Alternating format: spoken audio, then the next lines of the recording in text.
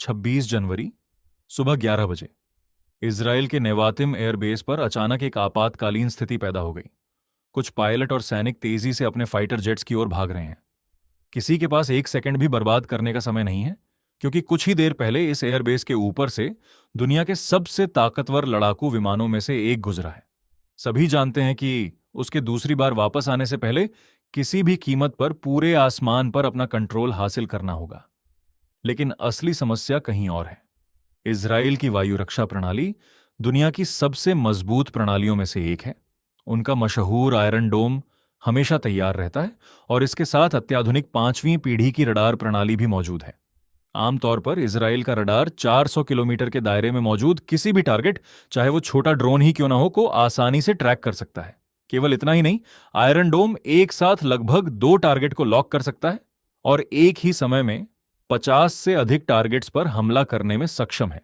इतनी शक्तिशाली सिस्टम होने के बावजूद एक लड़ाकू विमान इतनी आसानी से उनके आसमान में कैसे घुस गया, ये बात रडार अधिकारियों की समझ में नहीं आ रही थी।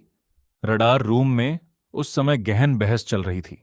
अधिकारियों की निगाहें बस स्क्रीन पर टिकी थीं।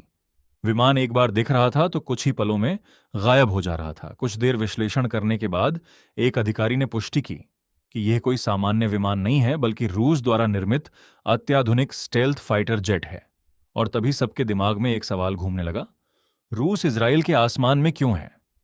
इसके बाद स्थिति और भी जटिल हो गई, क्योंकि रूसी युद्ध विमान उस समय इजराइल के बंदरगाह इलाके के आसपास चक्कर लगा रहा था।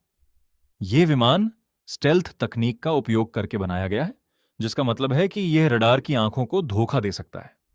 तभी इजरायली सेना को समझ आया कि यह रूस का सबसे आधुनिक SU-57 फाइटर जेट है।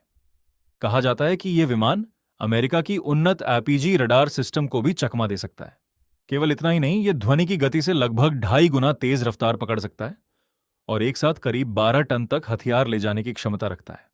हालांकि आयरन डोम उसे ठीक से ट्रैक नहीं कर पा रहा था, लेकिन इजराइल बैठा नहीं रहा। उन्होंने तुरंत अपने 2 सबसे आधुनिक F-35 युद्ध विमान हवा में उतार दिए। F-35 मूल रूप से स्टेल्थ विमानों का मुकाबला करने के लिए ही डिजाइन किया गया एक आधुनिक लड़ाकू विमान है, लेकिन SU-57 भी कम चालाक नहीं है। इस विमान में विशेष सेंसर लगे हैं जो लगभग 200 किलोमीटर के दायरे में मौजूद किसी भी दुश्मन को भांप सकते हैं। नतीजतन रूसी पायलट ने आसानी से भांप लिया कि उसकी तरफ 2 विमान तेजी से बढ़ रहे हैं। उसने तुरंत अपनी स्थिति बदली और बंदरगाह इलाके के उत्तरी छोर की ओर भाग निकला, लेकिन एक F-35 सीधे उसके सामने आकर घुस गया। आमतौर पर ऐसी स्थिति में कोई भी विमान तुरंत भागने की कोशिश करता है, लेकिन इजरायली पायलटों ने गौर किया कि SU-57 जरा भी घबराया नहीं था। वह तेजी से नहीं भाग रहा था, बल्कि ऐसा लग रहा था मानो वह जानबूझकर धीमी गति से उड़ रहा हो। लेकिन जब रूसी पायलट को समझ आ गया कि उसे लॉक करने की कोशिश की जा रही है, तो उसने एक पल भी बर्बाद नहीं किया और तुरंत अपने विमान से एक मिसाइल बाहर फेंक दी। हालांकि उसने चेतावनी देने के तौर पर मिसाइल को तैयार किया और तेजी से दूर जाने लगा। इस दौरान रूसी विमान भारी मात्रा में डेटा इकट्ठा कर रहा था, क्योंकि इस विमान में मौजूद अत्याधुनिक सेंसर दुश्मन देशों के रडार, डिफेंस सिस्टम, फ्रीक्वेंसी और अन्य सैन्य जानकारियों को स्कैन करने में सक्षम होते हैं। यानी किसी भी देश के आसमान के ऊपर से उड़ जाना उस देश की ढेर सारी गोपनीय जानकारी अपने साथ ले जाने के बराबर होता है। हालांकि मिसाइल निकालने की वजह से सेंसर इस बार उसे अपेक्षाकृत बेहतर तरीके से ट्रैक कर पा रहे थे और तभी त्वरित निर्णय लिया गया, अब और इंतजार नहीं किया जा सकता। तुरंत ही 2 मिसाइलें SU-57 विमान की ओर दागी गईं। रूसी पायलट जानता था कि अगर वह बंदरगाह की सीमा पार करके बाहर निकल जाता है तो पीछा कर रही मिसाइलें कुछ नहीं कर पाएंगी।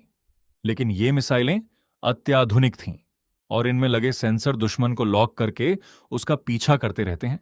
यानी एक बार लॉक हो जाने के बाद भागना आसान नहीं होता। रूसी पायलट समझ गया कि अगर वह इस लॉक से बाहर नहीं निकला तो मुसीबत पक्की है। लेकिन यहां भी वह बिल्कुल निश्चिंत था, क्योंकि SU-57 में अत्यंत शक्तिशाली GW86 जैमर मौजूद है। यह जैमर विमान के आसपास लगभग 47 किलोमीटर के दायरे में मौजूद किसी भी सिग्नल को ब्लॉक कर सकता है। 47 किलोमीटर बहुत करीब की दूरी होती है। अगर मिसाइल उस सीमा के अंदर घुस जाती और जैमर को भेद कर आगे बढ़ जाती तो उसके पास कोई चारा नहीं बचता। इसलिए रूसी पायलट ने तुरंत अपनी रणनीति बदली। उसने पल भर में अपने विमान को सीधा ऊपर की ओर चढ़ाया और करीब 1000 मीटर ऊपर चला गया। कुछ देर बाद उसने अचानक विमान को तेजी से नीचे की ओर झुका दिया। इस अचानक ऊंचाई में भारी बदलाव की वजह से मिसाइलों के सेंसर पूरी तरह से भ्रमित हो गए। इसी मौके का फायदा उठाकर SU-57 तेजी से सीमा के बाहर निकल गया और सुरक्षित वापस जाने में कामयाब रहा। इस पूरी घटना के बाद विश्व राजनीतिक हलकों में काफी हलचल मच गई। बहुत से विश्लेषकों का कहना है कि रूस ने ऐसा केवल अपनी ताकत दिखाने के लिए किया है।